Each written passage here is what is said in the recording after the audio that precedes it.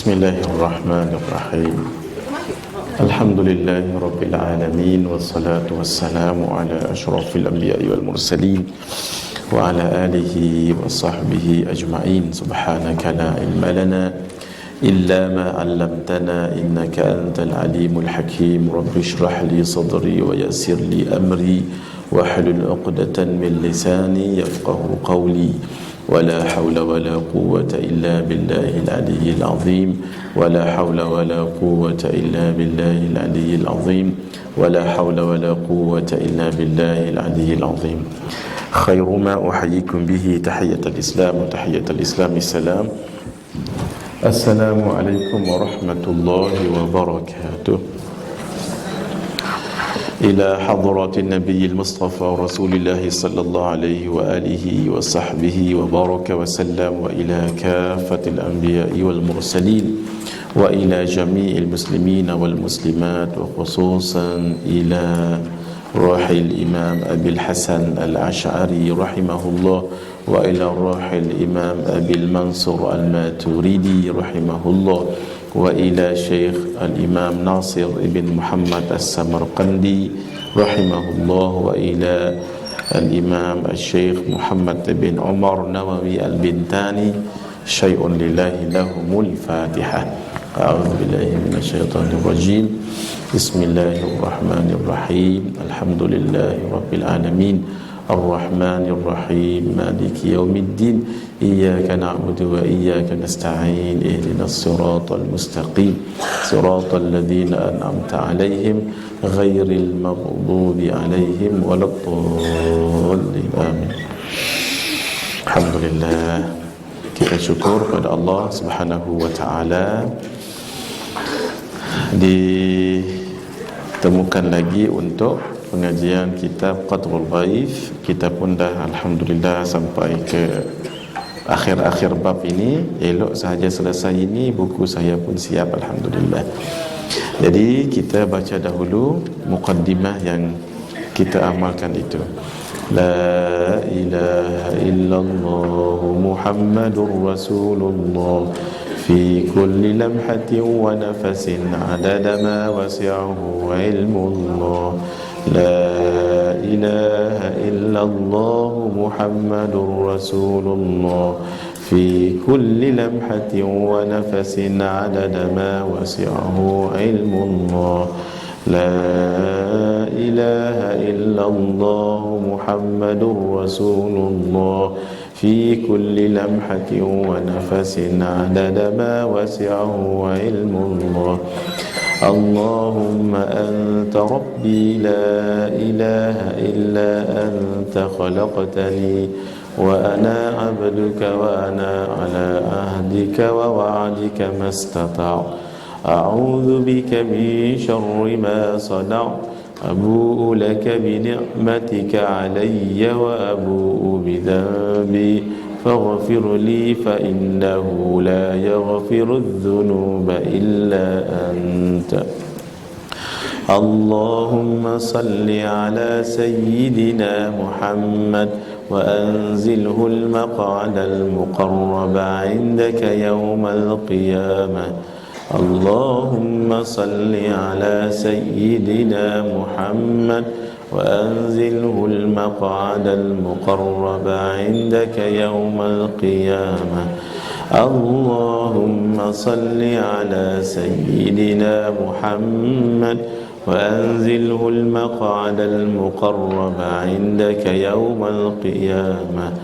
Jazallahu anna sayyidana Muhammadan sallallahu alaihi wa alihi wa sallam ma huwa ahlu. Jazallahu anna sayyidana Muhammadan sallallahu alaihi wa alihi wa sallam ma huwa ahlu. Jazallahu anna sayyidana Muhammadan sallallahu alaihi wa alihi wa sallam ma huwa ahlu. Ashhadu an la ilaha illallah astaghfirullah. Nas'aluka al-jannata wa na'udzu bika minan nar. Ashhadu an la ilaha illallah, astaghfirullah. Nas'alukal jannata wa na'udzu bika minan nar. Ashhadu an la ilaha illallah, astaghfirullah. Nas'alukal jannata wa na'udzu bika minan nar. Alhamdulillah. Bismillahirrahmanirrahim. Alhamdulillahi rabbil alamin, wassalatu wassalamu ala asyrafil anbiya'i wal mursalin wa ala alihi wa sahbihi ajma'in. Muka surat berapa Kak Ajah? 54 yang bawah. Yang bawah sudah. Yang hadis panjang ni sudah baca belum? Inna awwala ma. Belum nah? Rasanya hadis tu. Nah, Bismillahirrahmanirrahim. Muka surat 55. Hari ini saya baca panjang nah. Saya baca banyak hari ini sampai khatam bab Yaumul Qiyamah. Kita lihat dulu. Bismillahirrahmanirrahim. Qala al-muallif rahimahullah wa nafa'ana bihi wa bi'ulumihi fid darain amin ila an qala. Di dalam hadis Nabi sallallahu alaihi wa alihi wasallam disebutkan, inna awwala man yuhasibullahu ta'ala al-lawhul mahfuz بحيث يركب فيه إدراكا وعقلا فيدعى به فترتعد فرائصه فيقول له هل بلغت ما فيك لإسرافيل فيقول بلغت فيدعى بإسرافيل فترتعد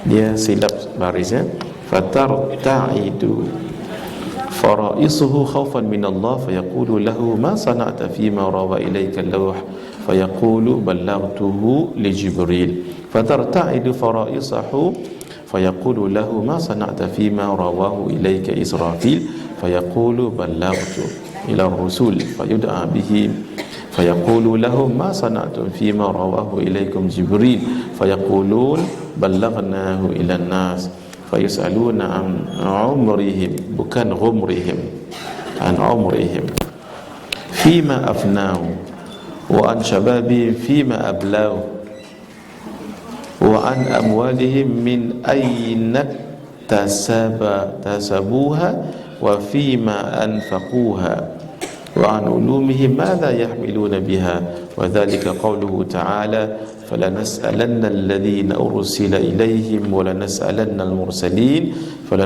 فلنقصن عليهم بعلم وما كنا غائبين فوربك لنسألنهم أجمعين عما كانوا يعملون. Sesungguhnya makhluk yang pertama sekali dihisab akan ditanya oleh Allah Azza wa Jalla pada hari kiamat nanti adalah Lauh Al-Mahfuz. Lauh ni macam papan putih ni. Papan putih depan kita ni itu namanya lauh. Papan ni memang papan tu terbentang luas. Oleh kerana papan tu ataupun tempat yang luas itu terjaga tu disebut mahfuz. Sebab itu disebut Lauh Al-Mahfuz. Tu asalnya lauh tu macam inilah lebih kurang. Macam papan putih ni luas terbentang. Oleh kerana tak ada siapa yang boleh padam tu. Malaikat pun tak boleh padam. Iblis pun tak boleh nak padam yang ditulis oleh qalam. Ada satu makhluk namanya qalam. Bila Allah kata uktub, tulislah olehmu wahai qalam. Urusan saya dulu. Ustaz muhadir kat mana dia lahir, kat mana dia tinggal, kat mana. Itu semua urusan saya tu. Ditulis oleh satu makhluk namanya qalam. Qalam tu pen, makhluk tu nama qalam. Dia pun menulis macam mana wallahu alam nah. Jadi catatan di situ terlalu banyak sangat-sangat. Jadi tak ada satu pun yang silap, tak ada satu pun yang delete, dikacau. Maka terjaga. Sebab itulah dipanggil tempat yang luas, tertulisnya di situ kenyataan di situ ataupun papan itu namanya mahfuz, terjaga. Lauh mahfuz tu adalah tempat lauh, papan ataupun tempat tulisan yang terjaga. Kerana di dalamnya termuat berbagai pesan, dia dipanggil oleh Allah Azza wa Jalla. Lauh mahfuz tu pun makhluk juga, pun ditanya oleh Allah, dipanggil oleh Allah untuk diminta pertanggungjawaban. Bukan kita makhluk manusia sahaja, jin sahaja, ini semua dipertanggungjawabkan. Lauhul mahfuz memenuhi panggilan dengan penuh ketakutan dan penuh gemetar. Walal besar lauh ini. Allah Azza wa Jalla berfirman kepadanya, apakah kamu telah menyampaikan semua yang termuat padamu kepada Israfil? Lauh mahfuz menjawab, engkau maha mengetahui tentang diriku, aku telah menyampaikannya semuanya, iaitu kepada Israfil tadi. Malaikat Israfil tu yang one by one dipanggil tu, nah. Malaikat Israfil dipanggil oleh Allah. Dia datang dengan gemetar kerana takut kepadanya. Allah berfirman, hai Israfil, apa yang kamu lakukan setelah Lauhul Mahfuz menceritakan isinya kepada kamu? Malaikat Israfil menjawab, engkau maha mengetahui tentang diriku, aku sampaikan apa yang telah aku dapat dari Lauhul Mahfuz kepada Jibril. Sebab Jibril ketua malaikat. Allah Azza wa Jalla memanggil malaikat Jibril. Ya Allah, ni ketua malaikat ni, malaikat paling mulia sekalipun kena panggil. Malaikat Jibril pun datang dengan gemetar, takut. Ya Allah, walhal malaikat Jibril berapa ratus sayap? 600 sayap. Dan sayap malaikat Jibril lebih larger than horizon. Pun takut. Jadi kita ni kerdil sangat-sangat. Tambah lagi orang di dunia Melayu, memang kerdil-kerdil. Kalau di dunia Arab dengan Europe itu, Afrika, coba tengok badan mereka tu. Masya Allah. Jangan ditengok anak kita yang umur 6 tahun tu, jangan. Anak kita umur 6 tahun kan halui. Saya Datuk Aisyah orang Arab, tengok umur mereka 6 tahun. Tambah lagi makan roti, bukan nasi macam kita lembek sikit, lembut kita ni. Mereka yang lembut-lembut. Kuih lenggang kan lembut tu. Kalau di sebelah Kelantan dia ada satu namanya belde ke aja, agar kan. Bergedil bukan. Kaja Zuraidah awal pagi sebut bergedil, mesti minat bergedil ni.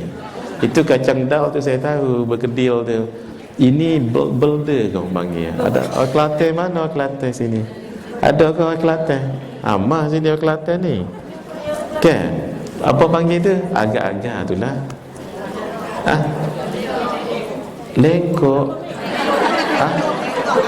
Lengkok. Belde tu apa? Belde agak-agak dah. Belde. Jadi kita lembut saja orang Melayu kita ni, Masya Allah. Lebih lembut lagi orang Thailand. Sawadikap, lembutnya sekali, ya. Orang Kelantan ada satu bahasa lembut sangat, tapi tajam maksud dia.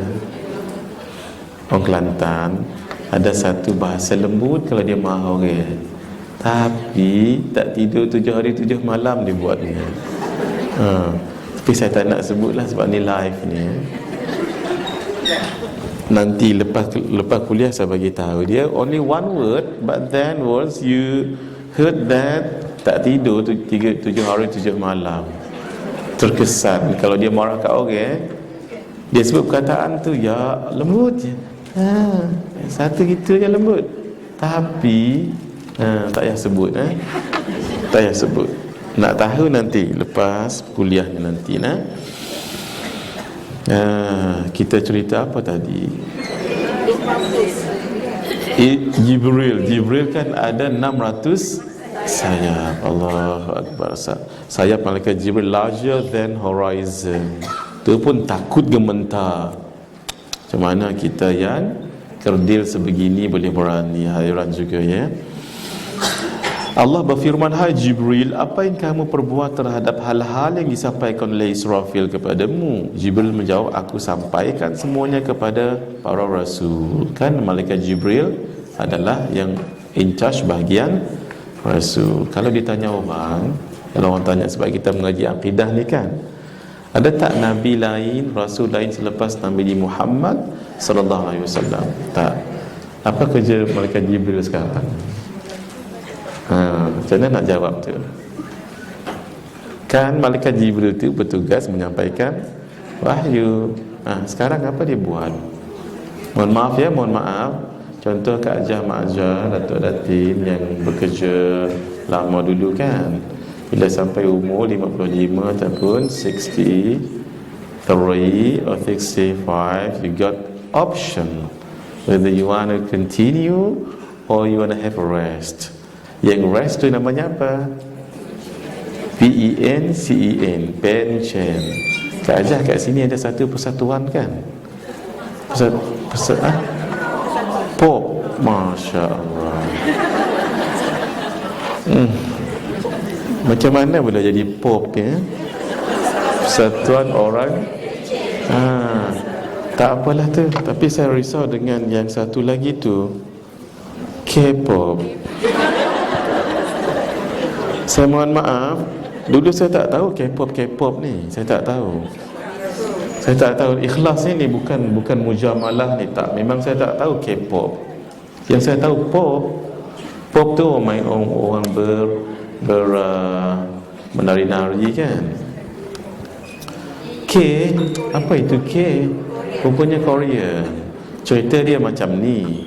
Yang buat saya tahu tu, bila saya mengajar student saya bagi tahu budak-budak remaja pastikan ada janggut. Budak-budak remaja lelaki, anak-anak, siapa yang ada anak lelaki tu, remaja lah, teenagers. Jadi teenagers, umur dia teen, umur mereka itu teen. Sebab itu disebut teenagers. Teen tu apa? 13, 14, 15, 16, 17, 18, lupa, 19, 20. Jadi teen tadi tu, jaga-jaga. Biar mereka ada janggut. Banyak sedikit tak mengapa. Kalau macam orang yang tak ada keturunan janggut, dia tak ada janggut. Keturunan kami tak ada janggut. Ini dia saja-saja ni. Sayang ni. Sayang kalau dia putus, dia tercabut satu dua, nak demam rasanya. Sebab dia tak banyak. Memang keturunan saya tak ada janggut. Saya pun heran. Ni berjanggut juga saya rupanya. Dulu di sekolah menengah saya teringin nak ada janggut. Tiba-tiba dalam satu mimpi penuh janggut. Saya pun pegang macam ni, seronok kalau janggut lebat. Bila pagi-pagi macam ni bangun tidur, ya Allah, sedih balik. Orang kata ni tak minyak bon. Ada seorang ulama dekat Makkah namanya Syekh Abdul Karim Al-Banjari. Alimnya bukan main. Syekh Abdul Karim Al-Banjari. Syekh sama. Tapi bukan Syekh Abdul Karim kita ni. Ini Al-Makki. Ni dia pun Al-Makki. Dia pun duduk di Makkah. Syekh Abdul Karim Al-Banjari Al-Makki. Sama juga dengan Syekh ni. Tapi Syekh kita ni tambah sikit As-Salanjuri. Sebab dia duduk di Selangor.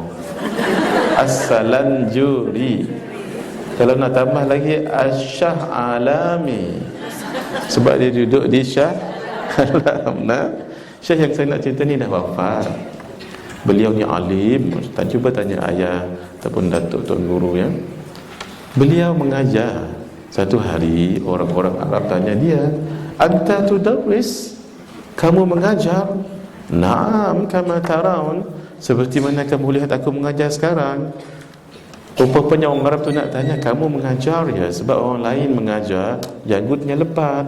Kamu mengajar tak ada janggut. "Fil lihyak, mana janggutmu?" Kata Syekh Abdul Karim Banjari, "Dullani ala suqin." Tunjukkan saya pasar yang jual janggut. Dia tak ada janggut, licin. Saya tengok gambar beliau memang licin. Di sini Syekh Abdul Karim Banjari. Dia kata, kalau begitu tunjukkan saya pasar jual janggut. supaya saya beli dan bohtang ni. Hampa nak kata lagu mana? Keturunan saya memang tak ada janggut, nak buat lagu mana? Jadi lagu tu tak apa. Sebab saya cerita ni bukan saja-saja ni. Ada satu hadis yang diriwayatkan oleh guru kita bersambung-sambung sampai Rasulullah sallallahu alaihi wasallam, ketika Nabi meriwayatkan hadis tu, Nabi pegang janggut. Nabi pegang janggut. Kami dapat daripada guru kami, memang guru kami suruh pegang janggut. Waktu tu janggut saya adalah 10-11. Pegang juga. Kalau perempuan pun kena pegang juga macam ni. Macam ni janggut. Ada satu hadis. Nanti ada masa kita riwayatkan hadis tu. Cerita saya tadi apa? Anak-anak yang muda tu lelaki. Hendaklah biar ada janggut walaupun sedikit. Sebab apa? Orang lelaki muda yang tak ada janggut, tambah lagi mungkin mukanya ada rupa, ya. Memang rupa muka. Plus satu lagi handsome. Biar dia ada janggut. Sebab kalau dia tak ada janggut tu namanya amrad. Bukan namanya amrad, istilah tu amrad. AMRAD, amrad. Amrad ni ada 4 ciri. 1 lelaki, 2 muda, 3 handsome, dalam kurungan jambu. Ada orang kata jambu tu yang saya sebenarnya nak cerita tentang K-pop tadi. Kenapa saya tahu K-pop ni ceritanya ni tak habis lagi tu. Dan yang keempat, tak ada janggut. Ingat balik amrad dalam istilah istilah fiqh, amrad merujuk kepada 4 orang yang ada 4 ciri. 1 lelaki, 2 muda, 3 handsome, muka macam perempuan, bukan pondan lain. Yang keempat, tak ada.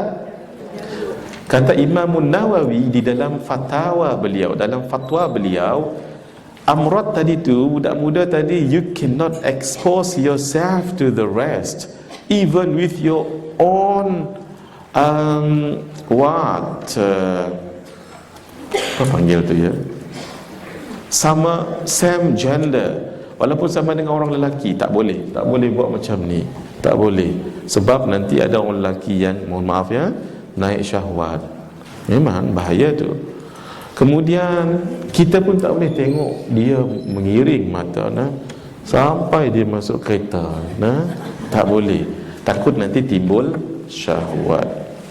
Siapa yang sebut tadi tu? Imam Nawawi. Ingat balik Mohon maaf ni saya nak cerita, pagi-pagi pun dah cerita bahasat untuk kita beringat. Adalah sebahagian ulama, mohon maaf ni yang hasad dengan beliau. Mungkin kerana ilmunya. Manusia ni, kata Ibn al-Arabi, semua akan hasad unless if you are humble in your life. You are the most richest man in your area, but then you are very humble saja yang orang tak hasad. Paling kaya, humble. Paling pandai, humble. Paling kacak, humble. Orang tak hasad. Imam Nawawi pun ada orang hasad. Macam mana? Imam Nawawi ni mereka cuba nak perangkap. Imam Nawawi tak nak sangat tengok amrad. Today kita purposely bawa amrad dalam majlis ilmu beliau. Tengok, nanti bila Imam Nawawi buka persoalan, okay, any question, ayul as'ilah, budak ni akan berdiri di tengah yang crowd tadi tu. Bila kuat ikut sunnah Nabi idzal tafata faltafata bikulli jasadi, if he turn around facing the face of the questioner, dia akan turn around the whole body of him. Dia tak begini saja. Bila dia lihat, pasti Imam Nawawi akan terperangkap. Tengok berlaku peristiwa tu macam mana dalam majlis ilmu Imam Nawawi, ramai orang hadir, dan ada seorang amrad tadi itu. Amrad ni bukan nama orang ya, bukan Amrad bin Abu, bukan. Amrad ni budak lelaki. Ingat tadi macam mana dia ada 4 ciri. 1 lelaki, yang kedua muda, orang tua tak.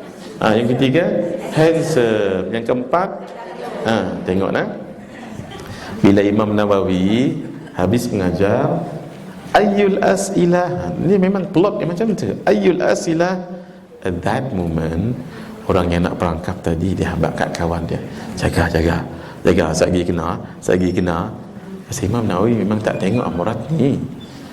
Allah zahirkan kewalian Imam Nawawi ketika Imam Nawawi mendongakkan muka, sebab budak tu dah berdiri di tengah-tengah tu. Ketika beliau mendongakkan mukanya dan memandang tepat ke wajahnya, ketika itu juga budak tu tumbuh janggut. Bila tumbuh janggut, jadi amrat tak? Tak jadi sebab amrat, you have to fulfill 4 conditions. Out of any one of those, so you are excluded. Subhanallah. Allahu Akbar. Saya bila menterjemah ceramah, ada seorang syekh yang sangat alim, muda tapi alim, Syekh Usamah ibn Sayyid Mahmud Al-Azhari. Waktu saya menterjemah beliau katakan apa? Imam Nawawi itu huwal alimul wali wal waliyul alim. Beliau seorang alim yang berpangkat wali dan seorang wali yang sangat alim. Luar biasa, nah. Bismillahirrahmanirrahim. Kembali balik takut tak habis. Malaikat Jibril yang sebesar itu pun, kata Malaikat Jibril menjawab, aku sampaikan semuanya kepada para rasul.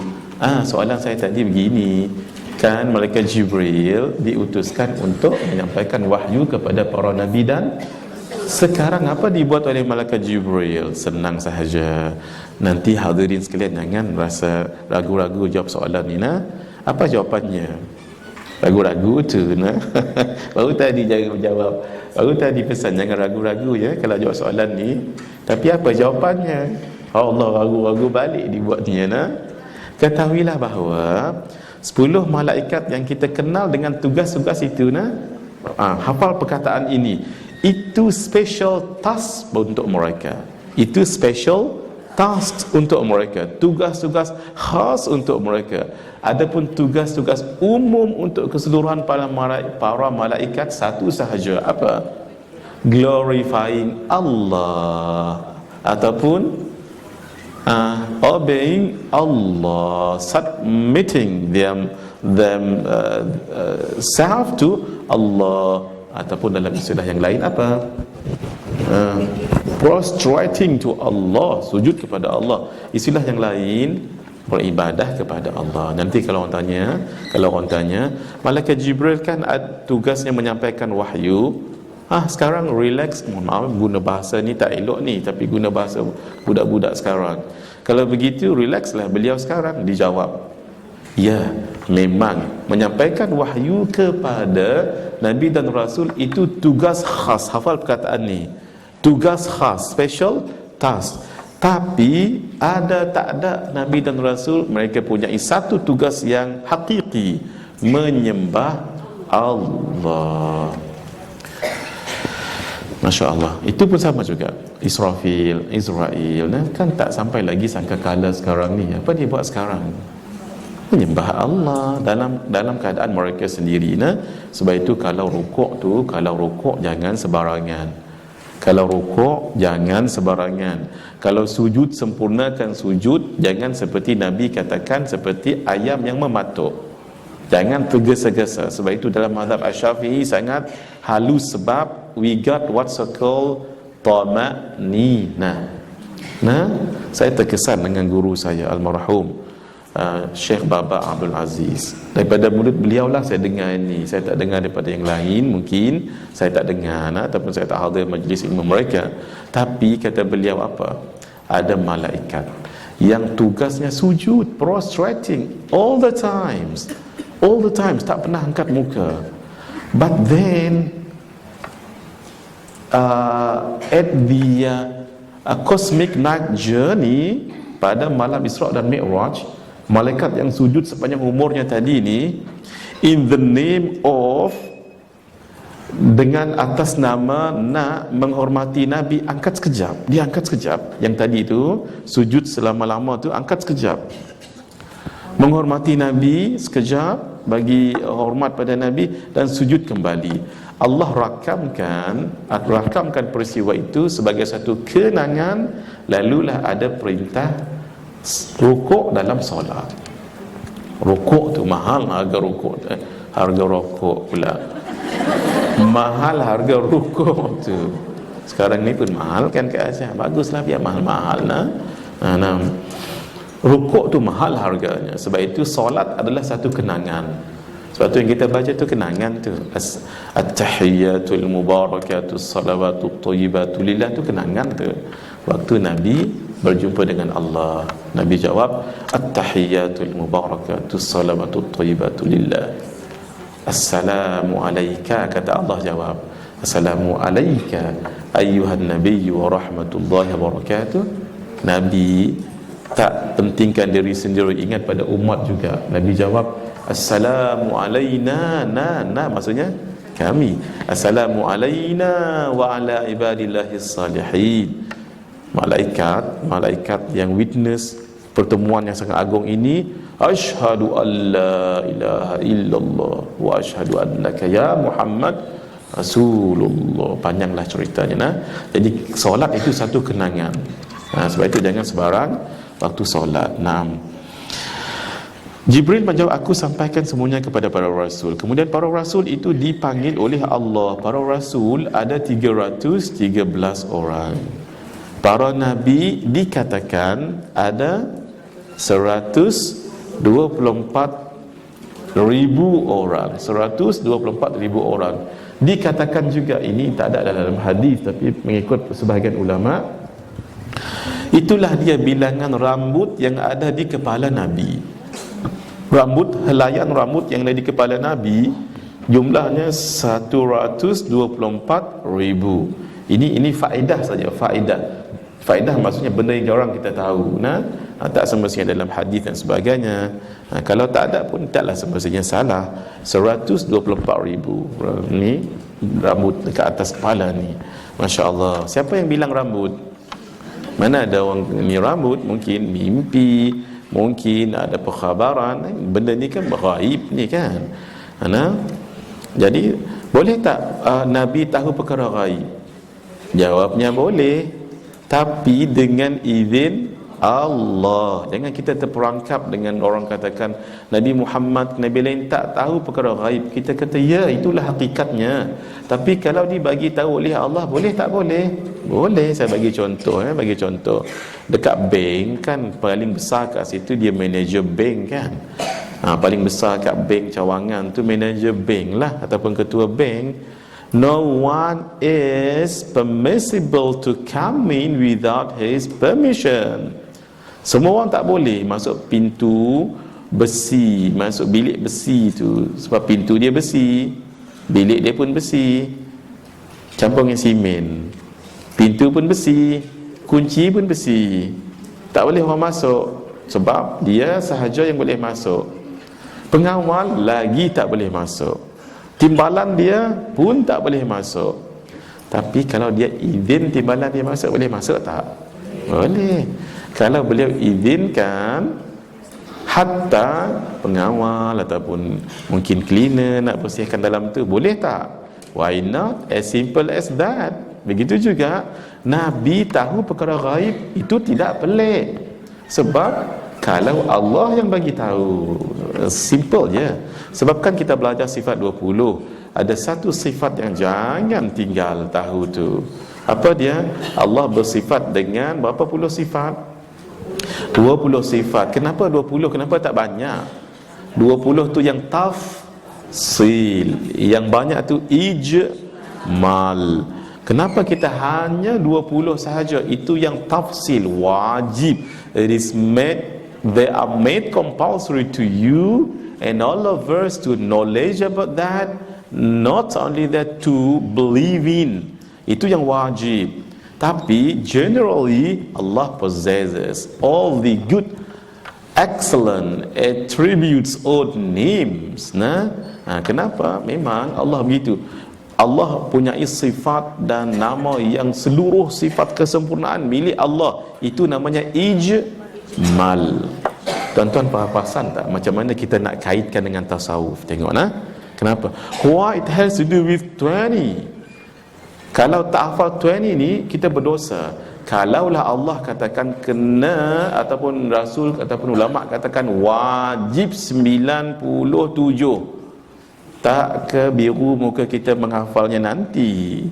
Kan sekarang kan senang. Allah wujud qidam.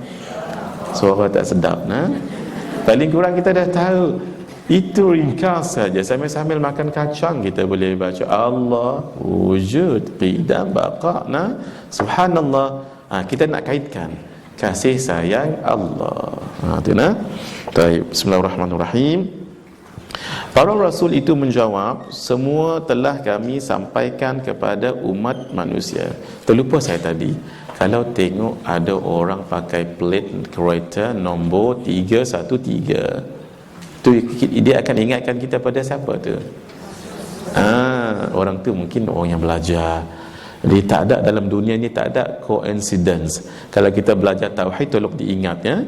Kalau kita semua dah belajar tauhid dah ni, there is no what so called coincidence in this world. Tak. Memang boleh kebetulan. Zaujah saya dulu, dia kalau bercakap dengan saya, dia guna perkataan kebetulan. Bila saya ajar tak. Saya kata tak ada sebenarnya dalam istilah tauhid, tak ada kebetulan. Tak ada. Kebetulan ni coincidence kita katakan. Tak. Sebenarnya anything and everything has been predestinated by Allah 50 years ago, before the creations of the world and the universe and what are in between. Inna Allah kataba maqadir al-khalaiqa 50,000 sanah qabla khalqis samawati wal ard wa ma bainahuma. This is very authentic hadith. Hadith ni sahih dalam Sahih Muslim. Allah telah mentakdirkan, telah menulis takdir, bukan Allah yang tulis tapi makhluk tadi, namanya apa tadi? Qalam.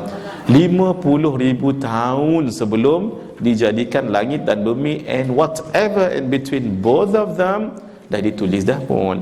Bermakna itu semuanya dalam ilmu Allah. Nanti kita masuk kitab saya yang kedua, di situ nanti kita belajar ta'alluq saluhi qadim, ta'alluq tanjizi al-hadith. Ni nanti nah. Jangan bingung dulu, dah nampak dah kat sini nah. Apa? Jangan sabar. Insya-Allah. Sampai saya faham di sini semua dah ada basic tu nah. Kalau saya tanya sekarang boleh tak? Sifat yang betul-betul ada pada Allah, sifat yang betul-betul ada pada zat Allah. Kalau Allah nak buka di hari kiamat nanti, kita minta, ya Allah, tunjukkan kepada kami sifatmu ini. Apa nama sifat tu? Ma'ani. Sifat tu ada berapa? 7, iaitu qudrah, iradah, ilmun, hayat, sama, basar. Senang hati saya nah, lancar bunyinya. Ke yang lain miming saja. Tak apa, bagus juga, bagus nah. Naam. Sifat yang pertama tadi namanya sifat qudrah. Terjemahan lagi saya suka, sebab ini jarang orang tahu. Terjemahannya berkuasa. Boleh tak terjemah berkuasa? Boleh, tapi not that accurate. Sebab apa tu? Kan kita dah belajar dulu kan. Cuba satu lagi, 3. Saya selalu suka tanya 3 ni. Kalau siapa jawab 3 ni betul, kita bagus nak cari hadiah. Tak ada sini nah. Cari hadiah tadi ni. Tak apa. Ada satu sifat ma'ani pada Allah, namanya sifat basar. Sama dulu, sama. Sifat sama tu nah. Apa nama sifat tu? Pendengar. Seronok. Saya nak minum pagi, saya dibuatnya. Tak minum pagi lagi ni Kak Aisyah. Minum air ni tadi nah. Saya suka, memang guru akan suka kalau yang diajar tu diingat. Ni faham sungguh ke apa ni? Faham sungguh nah. Pendengar. Kalau terjemah mendengar boleh tak? Boleh, tapi tidaklah tepat. Sebab apa? Sebab mendengar itu adalah perbuatan. Kita bukan nak cerita perbuatan, kita cerita sifat. Yang kedua, basar. Basar tu apa nak terjemahnya? Pelihat. Seronok saya nah. Ni rasa nak makan nasi lemak. Tadi minum air, ni nasi lemak nah. Perlihat. Nanti bukan saja saya sebut benda ni, nanti saya akan buat satu kesimpulan yang sangat mahal. Tak apa, kita cerita dulu. Perlihat, sebab we are now talking about the attribute, not the action. Dan the last one, sifat kalam. Apa terjemah tu? Ni seolah-olah makan nasi lemak dan air dan sambal dan ayam. Perkata. Sekarang tengok kesimpulan ni. Walaupun kita nampak begitu tadi, kenapa penting kita terjemah perlihat, pendengar? Pentingnya ialah sebab ini namanya sifat. Allah melihat dengan sifat. Bagus. Masya Allah. Lagi saya nak tambah cendoi lagi lepas tu. Allah melihat dengan sifat. Ini bermakna akidah orang dekat Shah Alam yang mengaji akidah ni kuat. Siapapun yang akan kata Allah melihat dengan mata, dia jawab tidak, mengaji dulu sifat 20. Betul. Nampak macam seloroh kan? Ni, tapi tak, memang sungguh. Mengaji dulu. Hang mengaji tak sifat 20? Apa? Bila dia apa, suruh dia mai Rabu kat sini. Bukan saya saja, orang lain pun. Ni menunjukkan kita faham, walaupun kita nampak bersuka-suka sikit kan. Ni menunjukkan faham. Sebab ada orang kata Allah melihat dengan mata, tak. Allah melihat dengan sifat. Apa nama sifat tu? Masya Allah. Allah mendengar dengan sifat. Oh ya Allah. Apa nama sifat tu? Kita berhenti tang ni. Sebab saya dah seronok. Kita sambung dulu.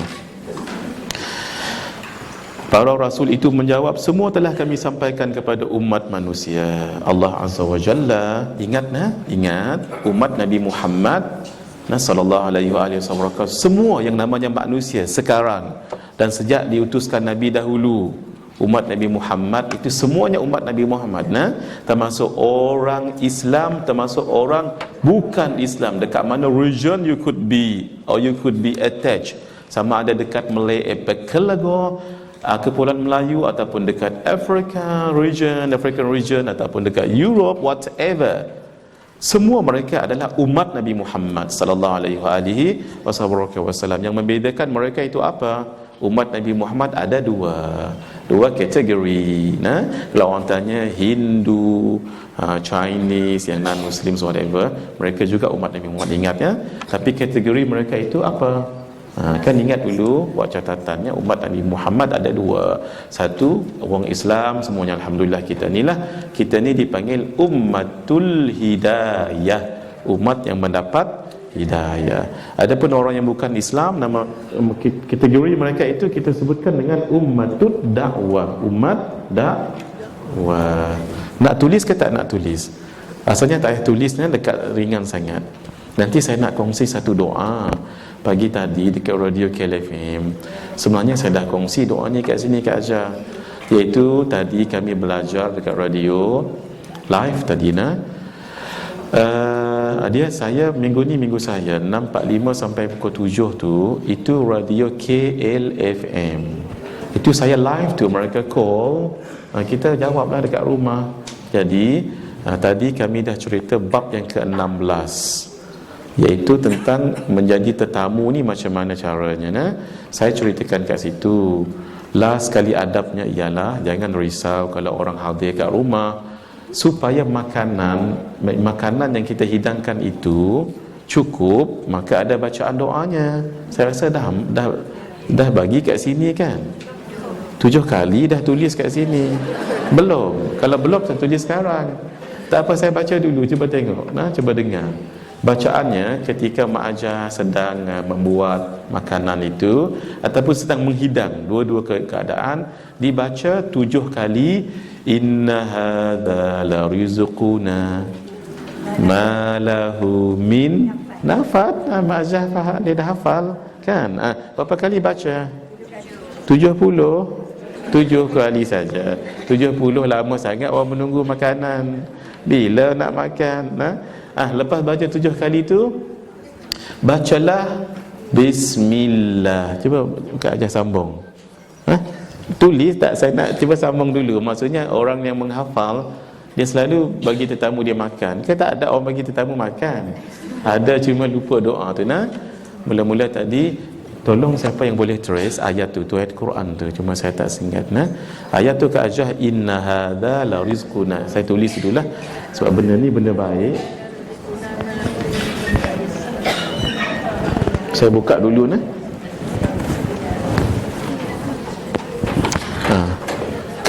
Ke situ saja tak apa Kak Syah? Boleh Ke macam mana yang elok? Nak letak sini ke sini?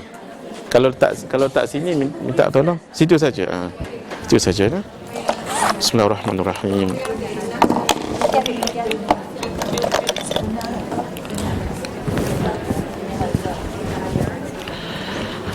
Bismillahirrahmanirrahim.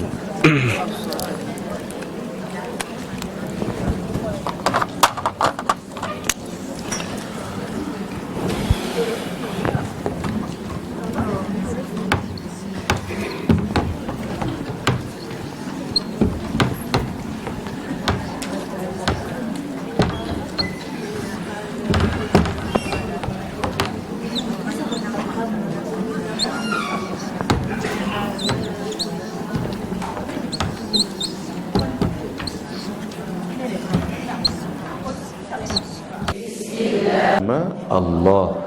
Allahumma ya Allah, a'zim, besarkanlah, banyakkanlah, luaskanlah, fihi, pada makanan kita tadi itu, al-barakah, berkat. Berkatnya apa? Berkat ni walaupun dia kecil, sederhana, tapi dia continuously. Ulama katakan nak faham konsep barakah ni mudah sahaja. Apa? Ia seperti air mata air. Air mata air tu kan dia kecil, tapi dia continuously keluar, akhirnya menjadi satu perigi. Nah, akhirnya jadi satu kolam. Nah, insya-Allah. Baik, sudah. Bismillahirrahmanirrahim. Nak tulis dulu ke? Kemudianlah tak apa, nanti saya tulis balik insya-Allah. Saya bagi dengan Kak Ajah, Zuraidah, nanti boleh ambil. Saya tadi pun tak sempatlah nak tulis dekat komputer tu. Ini pun tak ada rancangan ni, my lani tu boleh bagi mesti sama-sama. Ini dibaca bila? Dua keadaan. Satu, ketika tengah memasak. Tengah memasak tu, tengah menggaul-gaul lauk tu, bacalah itu di samping solawatnya. Yang kedua, bila nak serve makanan dah terhidang dah, kita pun serve. Manalah tahu, kadang-kadang tak jangka pun kita jemput 5 orang, hak mai 15 orang. Ada satu adab yang kita kena pelajari, apa dia? Kalau tetamu datang kat rumah, jangan susah hati sangat. Apa yang ada tu kita serve, apa sahaja, apa yang ada kita bagi, insya-Allah barakah tu. Saya cerita sikitlah, waktu kami pergi Mesir, kami dalam 13-14 orang menziarahi seorang syekh hadis. Subhanallah, kami pergi lepas maghrib isyak sikit. Relax relax saja. Kalau kita kelang kabut kan, kalau ada kambing golek. Kalau kita lah nak puaskan hati, bagus jugalah orang Melayu kita. Tapi nak tunjuknya, beliau bagi apa dengan kami? Beliau pun tak puas sihat lah. Dia bagi manisan. Kan orang Arab suka makan halwa, manisan kan mengaji nah? Manisan. Kemudian air teh Arab tu, tak pun teh biasa, itu saja. Ya? Syai. Teh syai. Yang kata teh syahi tu syai nah, syai. Syai tu adalah teh itu je. Yang kecil tu kan ada cengkeh dalam tu, jangan dimakan tu. Kalau termakan, masya-Allah, hilang habis 2 pinggan tadi nasi. Subhanallah, begitu nah. Tapi saya tengok orang Melayu kita pun alhamdulillah. Tapi ada syekh yang lain pula, mohon maaf ya, saya bukan membezakan syekh ni, tak. Saya nak bagi tahu, nak ajar. Kalau kita dihidangkan yang sederhana, syukur alhamdulillah. Jadi tetamu beliau pun dah syukur. Saya selalu terngiang-ngiang di kepala saya Syekh Nuruddin, nasihat beliau pada kami, kan pada kita semualah. Orang tu selalu sebut, I am exhausted, got no time to reach masjid or surau. Memang obviously macam tu. Tapi siapa tahu surau masjid tak sudi tengok muka dia. Tu yang kita takut tu. Sama juga, mohon maaf ya, mohon maaf, kita boleh fly ke overseas, mana whatever lah, tapi mohon maaf lah, Mekah Madinah pun tak sampai lagi. Mohon maaf ni, jadi mungkin kita kata, saya belum ada kesempatan. Ya memang. Tapi siapa tahu Mekah Madinah tak sudi lagi tengok muka kita. Tak sudi terima. Kalau Nabi Sayyidina Abu Bakar dan Umar pun tak sudi, itu memang malang sungguh lah. Sebab itu kalau pergi ke Makkah tu, pergi Madinah, hari-hari jumpa Rasulullah, hari-hari, sebab kita nak doa Nabi tu. Kan Nabi bila kita salam, roh baginda dikembalikan ke jasad dan baginda akan jawab salam. Allah, satu salam baginda pada kita pun, that is enough. Then the whole bounties in the world, apapun nikmat dalam dunia ni, kekayaan ke, kemewahan, satu salam daripada Nabi untuk kita cukup. Enough. Kalau Nabi jawab kan, waalaikumsalam, dan ke atas kamu salam sejahtera, enough untuk kita tidak kekal dalam neraka. Sebab Nabi yang bagi salam dan mendoakan salam itu. Sama juga tadilah, kalau kita tak dan nak jumpa dengan orang saleh, walaupun sebelah rumah je pun, ataupun satu taman je pun, ataupun berapa kilometer daripada rumah kita, memang dari satu seginya memang betul lah kita banyak kerja kan. Tapi jangan-jangan wali tu tak nak tengok muka kita dulu, sebab kita ni banyak dosa, banyak-banyak istighfar. Jadi tadi ada dengar tak dekat Radio Aikim? Radio Aikim 7.30 sampai 7.40. Orang yang sama tadi tu, dia orang tadi tu live pukul 6.45 sampai pukul 7, tapi di radio KLFM. Lepas tu dia berlari pergi ke Aikim. Tak adalah gurau saya, tak, rakaman tu sebenarnya. Yang tadi mula-mula tu live, yang kedua tu rakaman di radio Aikim 7.30 sampai 7.40 je, 10 minit. 7.30 sampai 7.40 pagi. Jangan dicari malam. Malam ada juga. Orang yang sama berlari lagi, tak berlari, itu ulangan.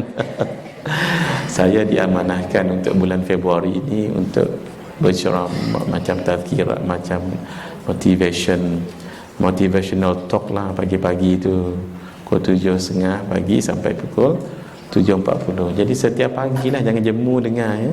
Satu hari Isnin sampai hari Jumaat. Hari-hari nanti sampai habis bulan 2, bulan 3 orang lain pula.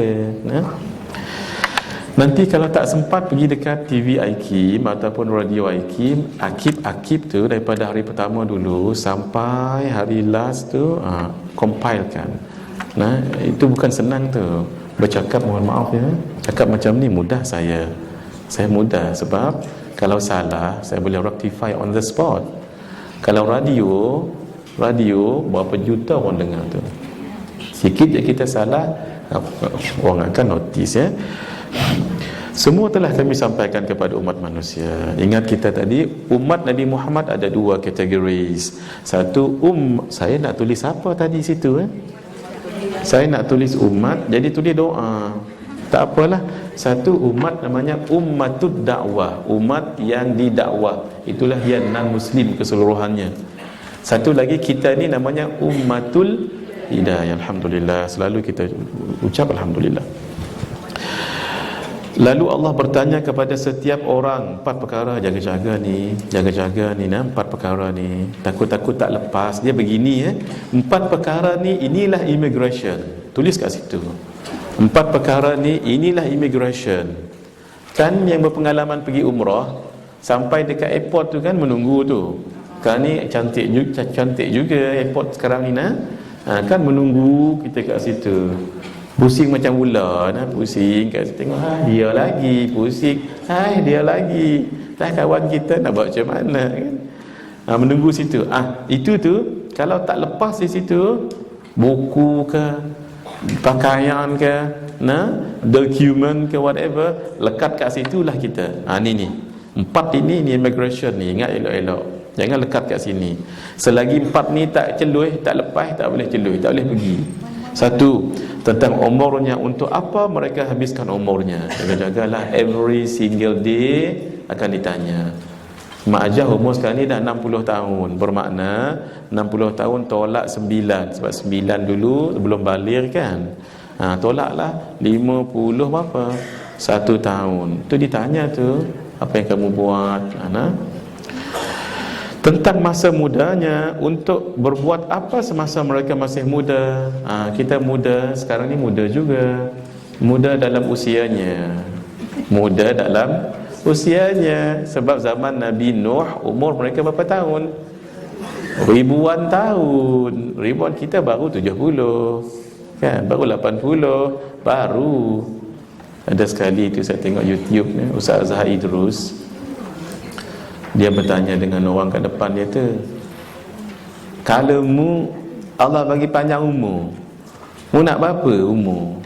Lepas tu Ustaz Azhar tu ketawa sampai menangis. Dia ketawa sungguh lah, maksudnya dia kata, pegang mak jawab 150 tahun. Ustaz Zaid terus kan, dia orang suka buat suka ceria-ceria kan. Dia tanya orang depan dia ni, kalau mu Allah bagi umur panjang, mu nak umur berapa? Orang tu jawab 150 tahun dia nak umur panjang.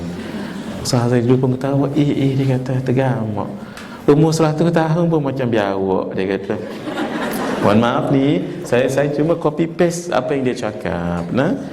Apa maksud biawak? Dah mengangkat dah tak. Itu umur 100 tahun. Could you imagine kalau umur 150 tahun?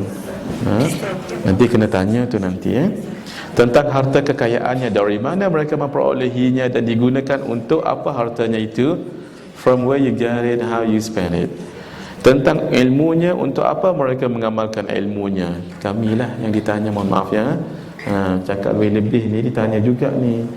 Saya selalu ingat kata-kata Sayyid Muhammad bin Alawi bin Abbas Al-Maliki. Apa kata beliau? Saya ini bukanlah banyak amal. Saya ni, kata beliau, bukanlah banyak amal, tetapi saya mengharapkan khidmat saya kepada umat tu diterima Allah. Sama juga lah macam saya ni. Saya ni bukanlah banyak amal, tapi mudah-mudahan cara kita mengajar ni, tulis kitab, mengajar macam ni, Allah terimalah mudah-mudahan ya. Perasan tak dalam 4 soalan ini semua satu soalan, tapi ada 2 soalan. Yang nombor berapa tu?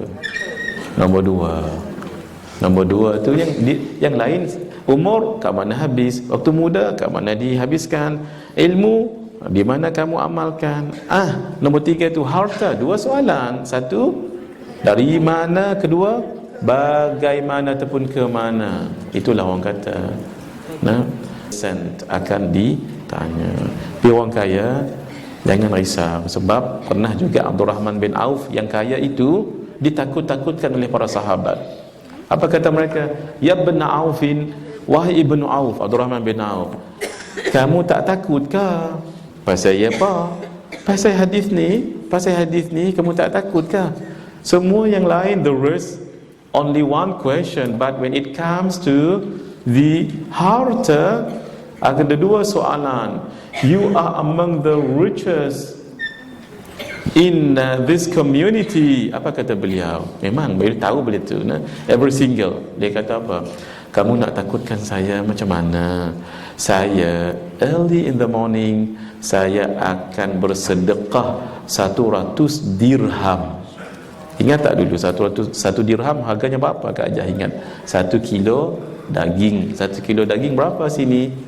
Approximately 30 ringgit lah ya. Maksudnya 30 darab dengan 100 berapa Kak Ajah? 30 ribu ya. Banyak sangat. 3,000 kan? Mat saya kurang. 100 dirham darab dengan 30 ringgit. 3. Adakah orang dekat Shah Alam ni setiap pagi tu, bukan setiap 10 tahun tak, setiap pagi akan spend Kak Jah berapa tadi?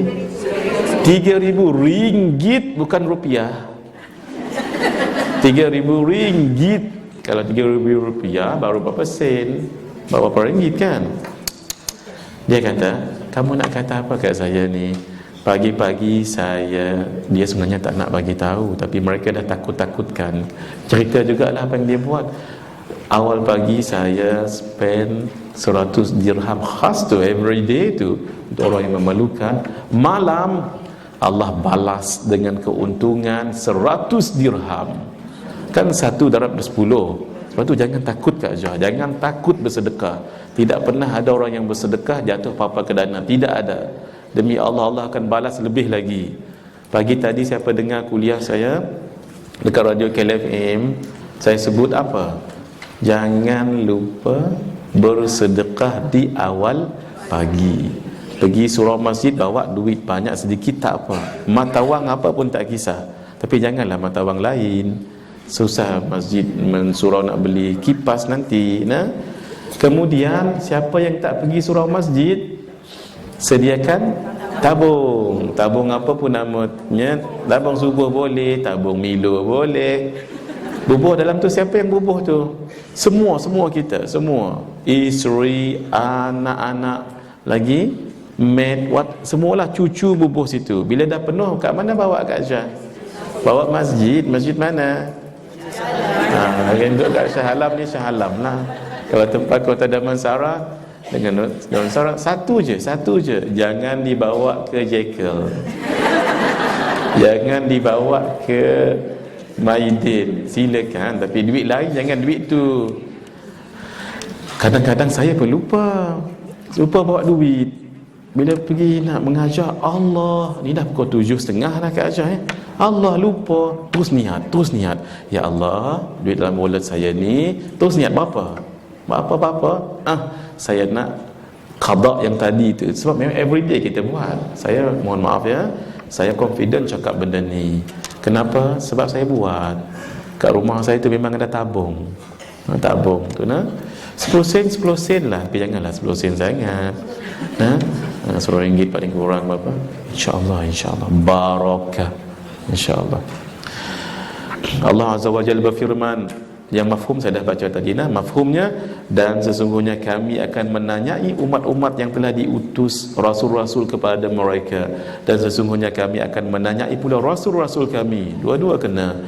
Maka sesungguhnya akan kami lakukan kepada mereka apa-apa yang mereka perbuat, sedang kami mengetahui dan kami sekali-kali tidak jauh daripada mereka. Ayat yang lain, maka demi Tuhanmu pasti kami akan menanyakan mereka semua tentang apa yang telah mereka kerjakan dahulu. Sebab itu ada dua keadaan, apa yang kita cakapkan tak dicatat. Ada dua keadaan. Satu, jangan lupa bila kita ada majlis sebegini, jangan lupa tutup majlis dengan tasbih kifarah. Cuba kita baca, belum habis lagi ni nah. Baca saja, cuba sama-sama. Subhanakallahumma wa bihamdika asyhadu an la ilaha illa anta astaghfiruka. Sama ada dalam majlis macam ni ataupun majlis di mana-mana, tazkirah di rumah, whatever, apa yang kita mengumpat orang, terkata orang, tersebutkan iban orang dalam majlis tu, oleh kerana kita tutup dengan istighfar tadi, jadi kosong, maksudnya tak dicatat. Satu. Yang kedua, ini dalam riwayatnya, bila kita makan santai-santai, makan santai-santai, nah. Sebab itu siapa yang makan dengan suami isteri ataupun kita buat mukhayyam ataupun makan-makan tepi pantai dengan anak isteri semua tu kan kita bergurau-gurau. Sambil bergurau tu terkata cik bedah sebelah rumah, nah. Mohon maaf ni siapa yang ada nama kena, nah. Maksudnya you are unintentionally. Jangan dah sebelum datang ke situ tentative program mengumpat setengah jam, itu lain, itu dosa, nah. Sebab bila kita suka santai dengan anak-anak murid contohnya, ini selalu guru buat macam ni, dah penat mengaji, mari kita pergi ke macam mana sebut air terjun, waterfall, nah. Jadi sambil-sambil makan durian, kan ada bergurau-gurau tu. Kan kadang-kadang guru pun duduk, ya Allah, kita pun malu tengok sebab dia durian sedap sangat. Air teh diangkat kaki, seronok sangat-sangat. Sebab itu saya nasihatnya, siapa yang suka tangkap gambar, sama ada dia professional photographer ataupun saja tangkap gambar, tolong ketika guru minum ataupun makan, jangan tangkap gambar. Sebab apa? Sebab kadang-kadang kan guru makan, tambah lagi makanan favourite dia, ya Allah, kalah orang dia makan, dia waktu tu sebenarnya waktu ramai gitu tak dicatat. Maksudnya kita terkawal. Saya pernah tengok guru saya tak sebut nama guru saya ni, dia paling suka minum air teh paling panas. Saya tak sebut ni, nanti disediakan, jangan sedia air teh paling panas selepas makan. Saya pun tahu juga sebab apa dia suka tu. Saya sekarang jadi suka. Tapi yang saya cerita ni bukan saya ni. Yang saya cerita ni guru saya. Dia kalau lepas makan, dia paling suka dihidangkan air teh paling panas. Paling panas. Tapi jangan letak dalam cawan besi, bukan. Cawan pot biasa tu. Sekarang baru saya tahu kenapa dia suka. Kerana guru dia suka. Guru dia ni dah meninggal. Kalau saya bagi tahu nama ni, semua tahu. Yang ni masih live ke ni? Ini masih live ke dah habis? Tak, kalau live saya tak cerita. Live. Boleh pause. Masjid tak apa, masjid tak apa. Sebab takut gurauan saya ni disalah anggap. Baik, saya cerita dah habis nanti. Tolong ingatkan saya, ada satu cerita khas tentang air teh panas. Saya tutup majlis.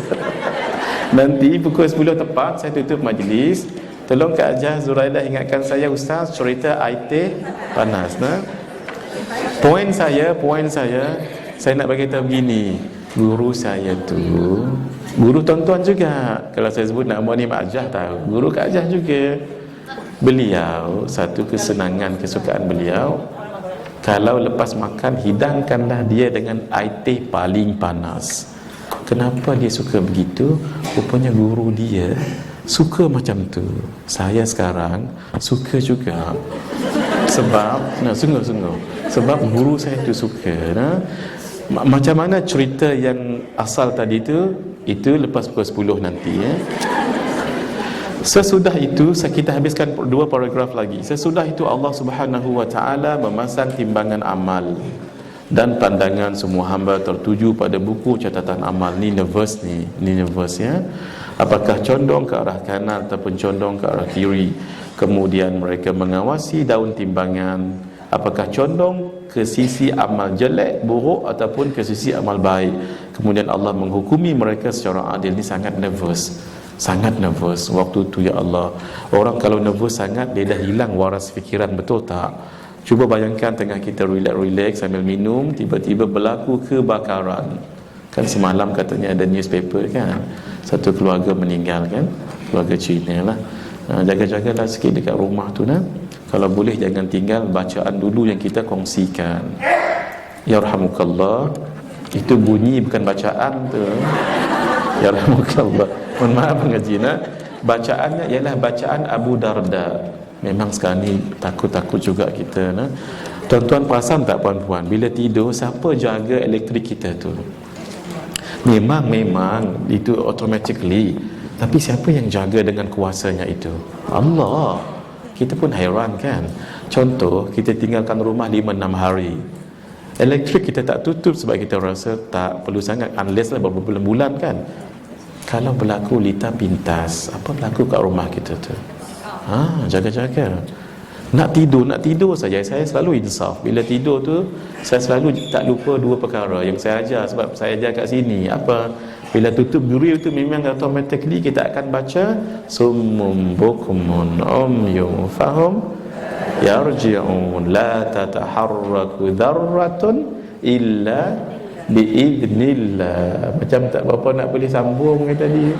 Tak apa, saya tak nak tulis. Tu dah 17 kali dah tulis. Tak apa. Tak ada dalam buku. Tak ada dalam buku. Nak pegang, la tataharraku dzarratun illa biiznillah. Itu untuk supaya orang tak boleh buka pintu. Kereta pun sama. Tu, kunci dulu kereta tu jangan dibuka. Nah, lock semua sekali. Summum bukmun umyum fahum la yarji'un la tataharraku dzarratun illa biiznillah. Tengok kereta orang lain. Pastikan kereta kita.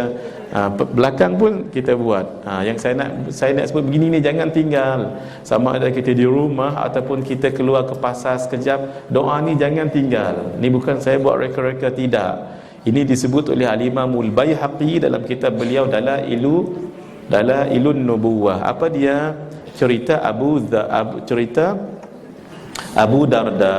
Ada sahabat Nabi kata, "Ya Abu Darda, balik ke rumahmu." Ditanya, "Kenapa?" "Sebab berlaku kebakaran di kampungmu." "Maka kembalilah ke rumahmu." Kata beliau, "Saya tidak risau, sebab sebelum saya tinggalkan rumah tadi, saya baca doa yang diajar oleh Nabi. Nabi katakan, siapa yang baca doa ini di rumahnya, insya-Allah, satu, rumahnya tidak terbakar. Kedua, rumahnya tidak dimasuki pencuri." Apa doa itu?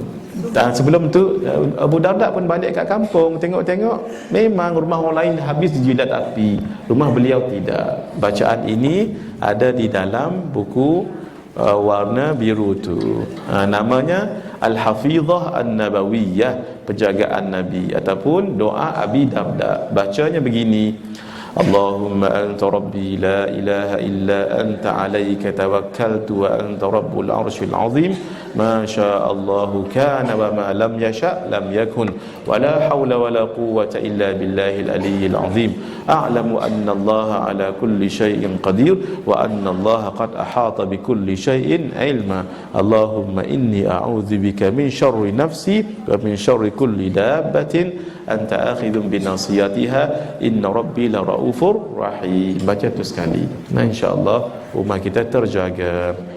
Ada saya bawa sedikit buku amalan orang saleh dengan amalan lepas solat di belakang tadi. Lupa nak siapa yang nak ambil nantilah.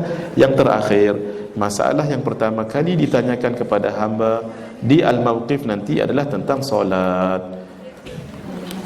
Sembahyang jaga kemudian tentang pembunuhan, jaga-jagalah sikit pembunuh ni, terutama sekali hakim ni memang dia tak bunuh orang, tapi dia bunuh kehidupan seseorang itu kalau dia zalim.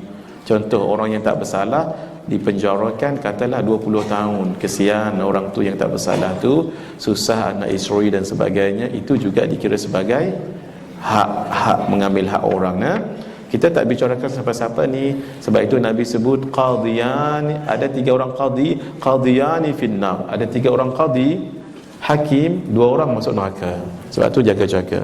Sebab yang jadi hakim ni, tapi kalau dia ini orang yang adil, pahalanya kalau dia bebaskan orang itu memang hak dapat kebebasan, seolah-olah dia membebaskan seluruh manusia, besar pahalanya. Sama-samalah. Yang jadi hakim, yang jadi qadi, banyak-banyak doa pada Allah ya, sebab ujiannya sangat besar. Senang masuk syurga, senang juga naudzubillah ya. Masalah yang pertama tadi solat, kemudian pembunuhan. Sesudah proses penimbangan amal berlangsung, maka mereka digiring ke as-sirat, jambatan yang memanjang di tengah-tengah neraka yang membentang di antara mauqif dan syurga. Mauqif ni tempat kita berdiri, dan syurga. In between tu adalah neraka. Neraka begini ya. Ni mauqif tempat kita berdiri, padang mahsyar. Mauqif sini adalah syurga, sini adalah sistem siratul mustaqim. Neraka dia begini, neraka bentuk macam ni, ke bawah. Bukan neraka 1, 2, 3, 4 atas ni, tak. Neraka tu dia begini Ini padang mahsyar. Sini juga namanya mauqif. Di sini namanya syurga. Nak masuk kat sini kena passing by apa ni? Titian siratul mustaqim. Neraka di bawah tu, yang kata neraka 1 sampai 7 tu kan, bukan dia ni 1, 2, 3, bukan dia memanjang, tak. Dia dia tegak. Dia cuba bayangkan kita jatuh dalam perigi. Jatuh dalam perigi tu macam mana nak lari? Sini kan dinding-dinding. Kan sini, ini neraka pertama, ni neraka kedua. Macam mana nak lari? Ainal mafar, where you wanna go? There is no way out. Yang ketiga, empat yang bawah sekali itu namanya neraka Jahannam. Jangan bercita-cita, finally I will be coming into paradise. Yes, if you are true Muslim and your aqidah is strong and true, but then how many days? Satu hari dekat neraka tu berapa tahun di dunia? 1000 tahun di dunia. Ramai rupanya bila berdiri macam ni, ramai rupanya. Baru puas nampak sampai kat belakang.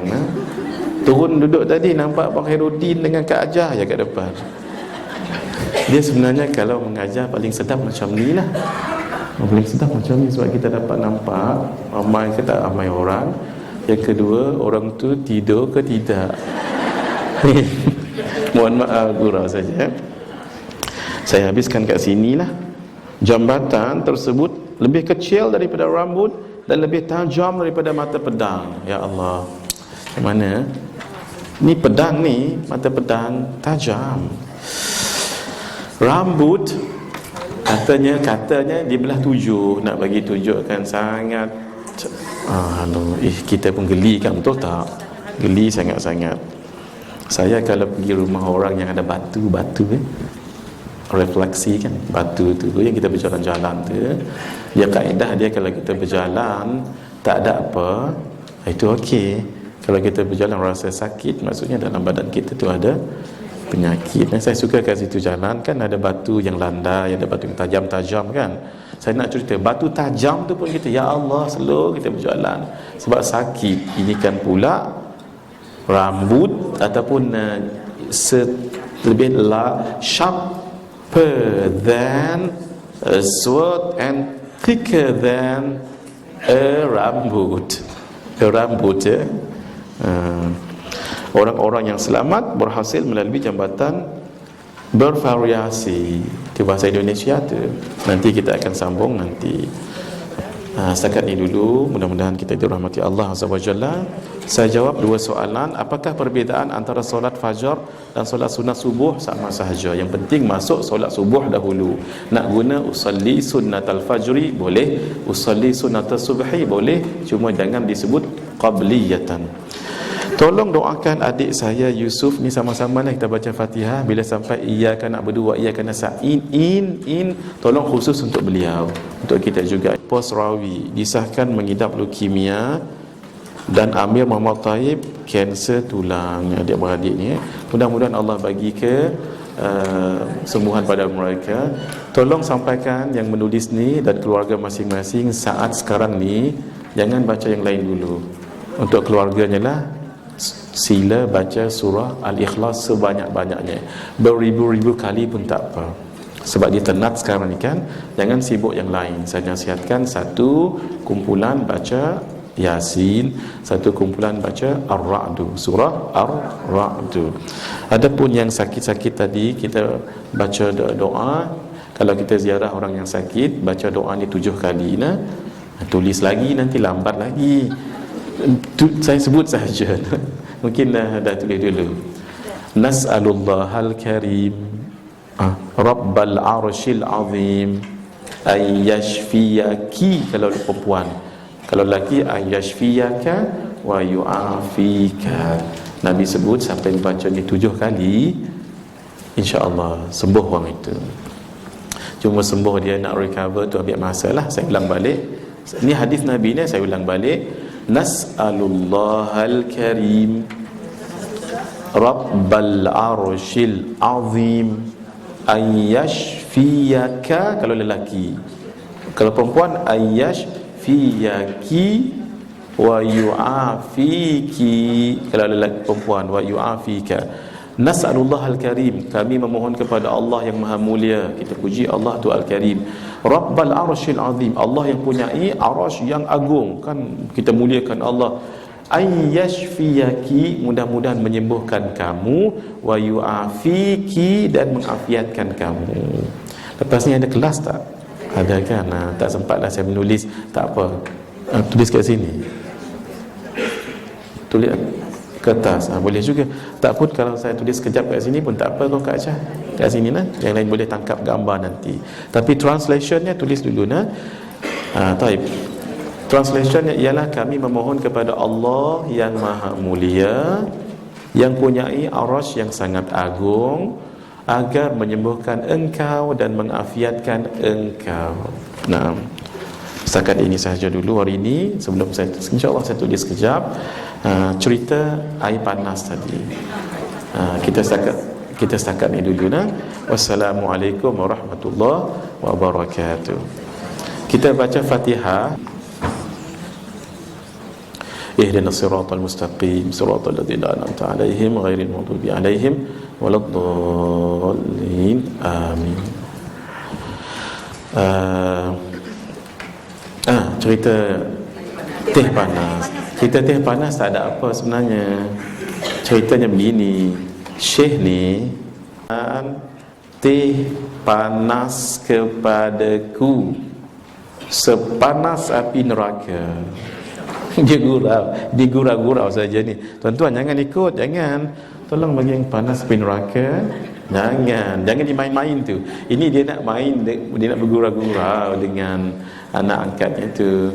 Jadi dia cakap dalam bahasa Arab, "Ati syai har sakhin." Bagi saya teh yang panas sepanas api neraka. Ketahuilah semua orang dia nak bergurau nah. Tu yang saya sebut tadi, Tok Guru kalau tengah makan ataupun tengah minum jangan ditangkap gambar dan jangan ambil video nah. Sebab kerana dia bergurau pelik-pelik gurau. Nah, kadang-kadang kita pun hairan. Punyalah takut dengan Tok Guru tu. Tapi bila dia makan, especially kepala kambing, baru ni kami di Mekah ya, dia pun makan kepala kambing. Kami tak tahan ketawa dia buatnya. Dia yang banyak buat lucu. Kita ketawa juga walau takut nah. Makan kepala kambing. Gitu. So kecuali guru kita izinkan tengah kita makan kan. Kecuali kita izinkan dan minta izin dulu. Guru saya nak tangkap gambar boleh? Dia sebenarnya makan kambing ni. Dia akan betulkan semua seolah-olah tak makan. Yang tangan tadi penuh dengan kambing ni sembunyi dulu. Senyum, keluar kambing kat sini nah. Gurau. Itulah sebab kan kadang-kadang okey kita nak tengok gambar guru dah lama tak tengok kambing kat sini. Nanti akan adalah yang komen, apa tu? Ada yang lain jawab, tak tahu ke? Apa? Panjang kambing. Itu yang ke-107 tu. Jadi viral pula nah. Tolong diingat kalau guru kita makan minum jangan tangkap gambar ataupun jangan ambil video unless dia izinkan. Sebab kan dua tadi maksudnya malaikat bermudah-mudah dengan tak mencatat apa yang dicakap tu walaupun mungkin tak elok. Satu, dalam majlis sebegini ditutup dengan tasbih kafarah. Yang kedua, bila santai-santai makan ataupun tenang-tenang dengan anak murid, kita pun tak baca lagi subhanallah kan, baca dulu subhanakallahumma wa bihamdika asyhadu an la ilaha illa anta astaghfiruka wa atubu ilaik. Bismillahirrahmanirrahim. Wal 'asri innal insana lafi khusr illa alladhina amanu wa amilus salihat wa tawassaw bil haqqi wa tawassaw bis sabr. Wassalamualaikum warahmatullahi wabarakatuh.